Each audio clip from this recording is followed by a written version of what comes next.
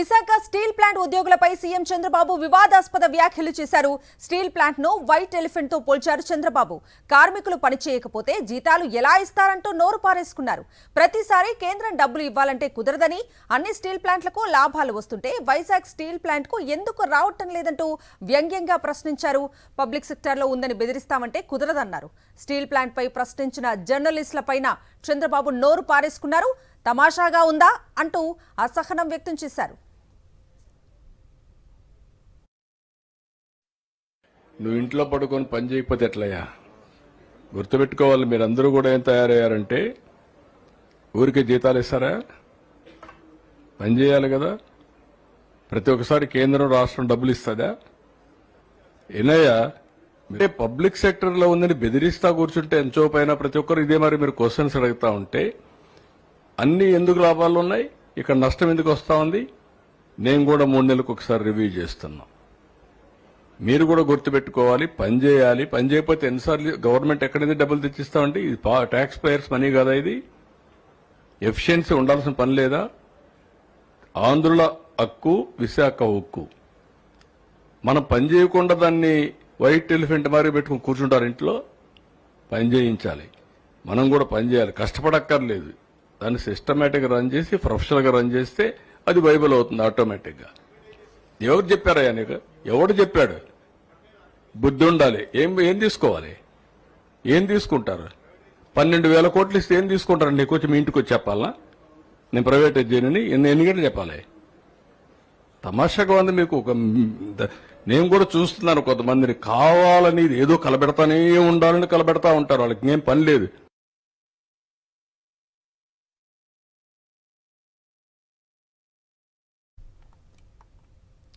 Visakha steel plant ఉద్యోగులపై CM Chandrababu వివాదాస్పద వ్యాఖ్యలు చేశారు. ఇదే అంశానికి సంబంధించి పూర్తి డీటెయిల్స్ అందించడానికి మా ప్రతినిధి అనిల్ లైవ్ లో జాయిన్ అవుతున్నారు. అనిల్, చెప్పండి, విశాఖ స్టీల్ ప్లాంట్ ఉద్యోగులకు సంబంధించి సీఎం చంద్రబాబు వివాదాస్పద వ్యాఖ్యలు చేయడం చూస్తూ ఉన్నాం. ఎలా చూడాలి? అప్డేట్స్ ఏంటి? కూటమి ప్రభుత్వం అధికారంలోకి వచ్చిన తర్వాత స్టీల్ ప్లాంట్ పరిస్థితి రోజు రోజుకి దిగజారుతూ వచ్చింది. ముడి సరుకు కొరత కావచ్చు, లేకపోతే కార్మికుల తొలగింపు, కాంట్రాక్ట్ కార్మికులను ఉద్యోగాల నుంచి తీసేయడం, అనేక సమస్యలు స్టీల్ ప్లాంట్ను వెంటాడుతున్నటువంటి తరుణంలోనే తాజాగా ముఖ్యమంత్రి చంద్రబాబు పెట్టుబడుల సదస్సు వేదికగా స్టీల్ ప్లాంట్కు సంబంధించి వివాదాస్పద వ్యాఖ్యలు చేశారు. ఇంట్లో పడుకుంటే కార్మికులు పని చేయకుండా ఇంట్లో పడుకుంటే జీతాలు ఎక్కడి నుంచి వస్తాయని ప్రశ్నించారు. స్టీల్ ప్లాంట్ను ప్రైవేటీకరణ చేయమని నేను ప్రకటించాలా అని తిరిగి ప్రశ్నించినటువంటి సందర్భం కనిపించింది. మొత్తంగా చూస్తే కార్మికుల నుంచి తీవ్రమైనటువంటి ఆగ్రహం వ్యక్తమవుతోంది. ఎన్నికలకు ముందు స్టీల్ ప్లాంట్ను ప్రభుత్వ రంగంలోనే కొనసాగిస్తామని చెప్పినటువంటి చంద్రబాబు ఈ విధంగా ఎలా మాట్లాడగలుగుతున్నారని కార్మికులు ప్రశ్నిస్తూ ఉన్నారు. ఎందుకంటే ప్రభుత్వ రంగంలో ఉంటే ప్రతిసారి బెదిరిస్తే కుదరదని చెప్పడం జరిగింది. మరోవైపు 12,000 కోట్ల రూపాయల ప్యాకేజీ ఇచ్చాం, ఇంకేం కావాలని కూడా ఆయన ప్రశ్నించారు. మొదటి నుంచి కూడా స్టీల్ ప్లాంట్కు సొంత గనులు కావాలని, ప్రభుత్వ రంగంలోనే కొనసాగించాలని కార్మికులు పోరాటం చేస్తుంటే కార్మికులు పని చేయడం లేదు, పూర్తిగా ఇంట్లో పడుకుంటున్నారని ఆయన మాట్లాడడం తీవ్రమైనటువంటి వివాదానికి దారితీస్తోంది. ఎందుకంటే మొదటి నుంచి కూడా స్టీల్ ప్లాంట్ ప్రైవేటీకరణకు వ్యతిరేకంగా కార్మికులు పోరాడుతున్నారు. ప్రతిరోజు కూడా ఉత్పత్తి సామర్థ్యాన్ని రోజురోజుకి పెంచుకుంటూ వస్తున్నటువంటి పరిస్థితి. అనేక కష్ట నష్టాలు ఉన్నప్పటికీ కూడా ఉత్పత్తి ఏ రోజు కూడా తగ్గకుండా కార్మికులు పనిచేస్తున్నప్పటికీ కూడా కార్మికులపై ఆ నెపాన్ని నెట్టేటువంటి ప్రయత్నం చేశారు. కార్మికుల పనిని శంకించేటువంటి విధంగా, కార్మికులను అవమానించే విధంగా చంద్రబాబు మాట్లాడడం తీవ్ర దుమారానికి దారితీస్తుందనే చెప్పాలి. మరోవైపు అన్ని స్టీల్ ప్లాంట్లకు లాభాలు వస్తున్నప్పటికీ వైజాగ్ స్టీల్ ప్లాంట్కు ఎందుకు లాభాలు రావడం లేదని ఆయన ప్రశ్నించారు. అయితే వైజాగ్ స్టీల్ ప్లాంట్కు లాభాలు రాకపోవడానికి సొంత గనులు లేకపోవడమే కారణంగా మొదటి నుంచి కూడా అక్కడ ఉన్నటువంటి కార్మిక సంఘాలు కానీ లేకపోతే ప్రజా సంఘాలు కానీ చెప్తూ వస్తున్నాయి. ఇదంతా కూడా అందరికీ తెలిసినటువంటి వాస్తవమే. కేవలం సొంత గనులు లేని కారణంగా ఉత్పత్తిపై తీవ్రమైనటువంటి ప్రభావం, ముడిసరుకు కొనడానికి అధికంగా ఖర్చు అయ్యేటువంటి నేపథ్యంలోనే స్టీల్ ప్లాంట్ పూర్తిగా నష్టాల బాట పట్టింది, అప్పుల పాలైనటువంటి పరిస్థితి ఉంది. ఆ విషయం తెలిసి కూడా గనులు కేటాయించడానికి కేంద్ర ప్రభుత్వాన్ని ఒప్పించకపోగా ఈ విధంగా మాట్లాడడం ఆ కార్మికులను కూడా ఆగ్రహానికి గురి చేస్తున్నటువంటి పరిస్థితి కనిపిస్తుంది. ఒకవైపు స్టీల్ ప్లాంట్కి సంబంధించి వైజాగ్ స్టీల్ ప్లాంట్కి చేయాల్సినటువంటి మేలు, కావాల్సినటువంటి గనుల కోసం మాట్లాడినటువంటి చంద్రబాబు పెట్టుబడుల సదస్సు వేదికగానే చెప్పడం జరిగింది. ఆర్సిలార్ మెటల్ స్టీల్ ప్లాంట్ ఇంకా రాలేదు, ఆ స్టీల్ ప్లాంట్కు pipe line, slurry pipe line ద్వారా ఆ ముడి సరుకు తెచ్చుకోవడానికి అనుమతి ఇవ్వాలని చెప్పి కేంద్రాన్ని పదే పదే అడిగామని చెప్పి అక్కడ ఉన్నటువంటి ముఖ్యమంత్రితో పాటు మంత్రి నారా లోకేష్ చెప్పడం జరిగింది.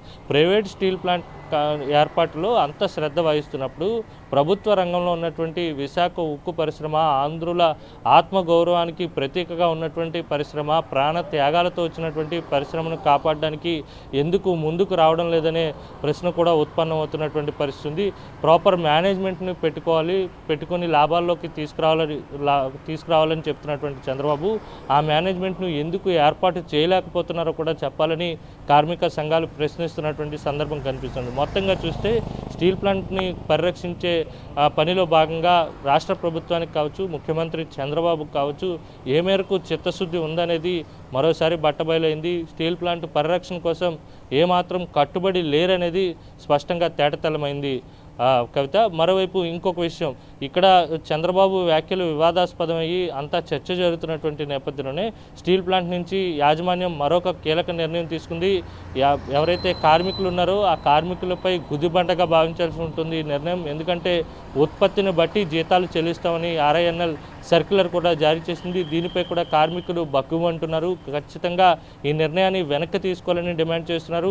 అసలు ఉత్పత్తికి కావచ్చు, లేకపోతే అక్కడ చేసేటువంటి కార్మికుల జీతాలకి సంబంధం ఏంటి? ఉత్పత్తి వచ్చిన దాన్ని బట్టి జీతం ఇస్తారా, లేకపోతే చేసినటువంటి పనిని బట్టి జీతం ఇస్తారని కార్మికులు ప్రశ్నిస్తున్నారు. సాధారణంగా కార్మిక చట్టంలో 8 గంటల పాటు పనిచేస్తే జీతం చెల్లించాల్సిందిగా చట్టంలో పొందుపరిచి ఉంది. ఆ చట్టాన్ని కూడా పూర్తిగా తూట్లు పొడుస్తూ యాజమాన్యం ఈ విధమైనటువంటి నిర్ణయం తీసుకోవడం స్టీల్ ప్లాంట్ కార్మికులకు మరోసారి వెన్నుపోటు పొడవడంగా వారంతా కూడా భావిస్తున్నారు. అధికారంలోకి వచ్చే ముందు ఒక రకమైనటువంటి మాటలు చెప్పారు. అధికారంలోకి వచ్చిన తర్వాత అడుగున కార్మికులకు ప్లాంట్కు వెన్నుపోటు పొడుస్తుంది ఈ ప్రభుత్వం అనేది స్పష్టంగా అర్థమవుతోంది. Kavitha. Right Anil, thank you. Visakha steel plant ఉద్యోగులపై సీఎం చంద్రబాబు వివాదాస్పద వ్యాఖ్యలు చేశారు. ఇదే అంశానికి సంబంధించి పూర్తి డీటెయిల్స్ మా ప్రతినిధి సతీష్ అడిగి తెలుసుకుందాం.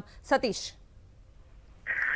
సాక్షాత్తు ముఖ్యమంత్రి చంద్రబాబు ఈరోజు విశాఖ సిఐ సమ్మిట్ ముగింపు సందర్భంగా మాట్లాడినటువంటి మాటలు ఇప్పుడు రాష్ట్ర వ్యాప్తంగా దుమారం రేపుతున్నాయి. ముఖ్యంగా విశాఖ ఉక్కు ఆంధ్రుల హక్కు అని ఎన్నో ప్రాణ త్యాగాలతో ఏర్పడినటువంటి విశాఖ స్టీల్ ప్లాంట్ కి సంబంధించినటువంటి కార్మికులను కించపరిచేలాగా, అవమానపరిచేలాగా, వాళ్ళ శ్రమను కించపరిచేలాగా ముఖ్యమంత్రి వ్యాఖ్యలు చేయడం అన్నది ఇప్పుడు తీవ్ర దుమారం రేపుతుంది. ఈ రోజు విశాఖ స్టీల్ ప్లాంట్ ప్రైవేటీకరణకు సంబంధించి ముఖ్యమంత్రి వైఖరి గురించి మీడియా ప్రశ్నించింది. విశాఖ స్టీల్ ప్లాంట్ ప్రైవేటీకరణను ఎందుకు ఆపడం లేదు ఇంకా అని కార్మికులు డిమాండ్ చేస్తున్నారు. దీనిపైన మీరు ఏమంటారని ప్రశ్నించినప్పుడు కార్మికుల పట్ల ముఖ్యమంత్రి చంద్రబాబు తీవ్ర స్వరంతో స్పందించడం అన్నది ఇప్పుడు తీవ్ర వివాదాస్పదంగా మారింది. అందులో చాలా స్పష్టంగా కార్మికుల్ని అవమానించేలాగా, కార్మికుల్ని కించపరిచేలాగా మాట్లాడడం పట్ల కార్మికులు తీవ్ర అసంతృప్తి వ్యక్తం చేస్తున్నారు. ఎందుకంటే విశాఖ స్టీల్ ప్లాంట్ కి సంబంధించి అందులో చాలా స్పష్టంగా ఈరోజు ముఖ్యమంత్రి మాట్లాడుతూ అది ఒక తెల్లేనుగులాగా తయారైందంటూ వ్యాఖ్యానించడం, స్టీల్ ప్లాంట్ ను వైట్ ఎలిఫెంట్ తో పోల్చారు. అలాగే కార్మికులు ఇంట్లో పడుకొని పని చేయకపోతే జీతాలు ఎవరిస్తారు? ప్రతిసారి కేంద్రం డబ్బులు ఇవ్వాలంటే కుదరదు. 12,000 కోట్లు ఇచ్చాము, ఇంకా ఇంటికి వెళ్ళి చెప్పాలా ప్రైవేటీకరణ జరగదు అన్న విషయాన్ని ఇది కొందరు ఉద్దేశపూర్వకంగా చేస్తున్నారంటూ మాట్లాడడం, జీతాలు ఇవ్వాలంటే అలా ప్రైవేటీకరణ చేయనని నేను చెప్పాలా, ప్యాకేజ్ ఇచ్చాం కదా అంటూ ముఖ్యమంత్రి మాట్లాడారు. సో ఇది ముఖ్యమంత్రి కార్మికుల్ని కించపరచలేదు. ఎందుకంటే వాస్తవానికి దేశంలో ఉన్నటువంటి అన్ని స్టీల్ ప్లాంట్లలో కల్లా ఆ విశాఖ స్టీల్ ప్లాంట్ ఉద్యోగులే అత్యధికంగా శ్రమిస్తున్నటువంటి పరిస్థితి. ఉత్పత్తి కార్మికుల సంఖ్య ఒకవైపు క్రమంగా గడిచినటువంటి 10 ఏళ్లలో వేల సంఖ్యలో తగ్గిపోయినప్పటికీ కూడా ఉత్పత్తి సామర్థ్యాన్ని ఎక్కడ తగ్గకుండా అధికంగా శ్రమించి ఆ విశాఖ స్టీల్ ప్లాంట్ కార్మికులు పనిచేస్తా ఉన్నారు. అటువంటి కార్మికుల్ని ఇంట్లో కూర్చొని ఇంట్లో పట్టుకుని జీతాలు తీసుకుంటారు అన్నటువంటి ధోరణిలో వాళ్ళని అవమానించేలాగా ముఖ్యమంత్రి మాట్లాడడం పట్ల ఈరోజు తీవ్ర నిరసన వ్యక్తం అవుతుంది, ఆగ్రహం వ్యక్తం అవుతుంది కార్మికుల్లో. ఖచ్చితంగా స్పందించున్నారు కార్మిక సంఘాలు కూడాను. ముఖ్యమంత్రి ప్రైవేటీకరణ అడ్డుకుంటానని గతంలో మాటలు ఇచ్చారు. ప్రతిపక్షంలో ఇదే కార్మికుల పోరాటాన్ని, కార్మికుల నైపుణ్యాన్ని అన్నింటినీ కూడా ప్రశంసించినటువంటి ముఖ్యమంత్రి చంద్రబాబు అధికారంలోకి వచ్చిన తర్వాత ఇప్పుడు కార్మికుల్ని కించపరిచేలా మాట్లాడడం పట్ల అసంతృప్తి వ్యక్తం అవుతుంది. Okay Satish, thank you. ఇక కూటమి సర్కారు అధికారంలోకి రాకముందు స్టీల్ ప్లాంట్ పై చంద్రబాబు ఏమన్నారో ఒకసారి చూద్దాం. కలిసి కాపాడుకుంటామా లేదా అని అడుగుతున్నా. ఇప్పుడు చెప్పండి, కాపాడుకుంటాం కలిసి పోరాడతాం అందరం ఒకటవుతాం, సంఘటన శక్తిగా తయారవుతాం. విశాఖపట్నం ఉక్కు అనేది మన ఆత్మ. విశాఖ ఉక్కు ఎంతో మంది ప్రాణ త్యాగాలు. అందరం కలిసి కాపాడుకుంటామా లేదా అని అడుగుతున్నా. ఇప్పుడు చెప్పండి, కాపాడుకుంటాం కలిసి పోరాడతాం అందరం ఒకటవుతాం, సంఘటన శక్తిగా తయారవుతాం. విశాఖపట్నం ఉక్కు అనేది మన ఆత్మ. విశాఖ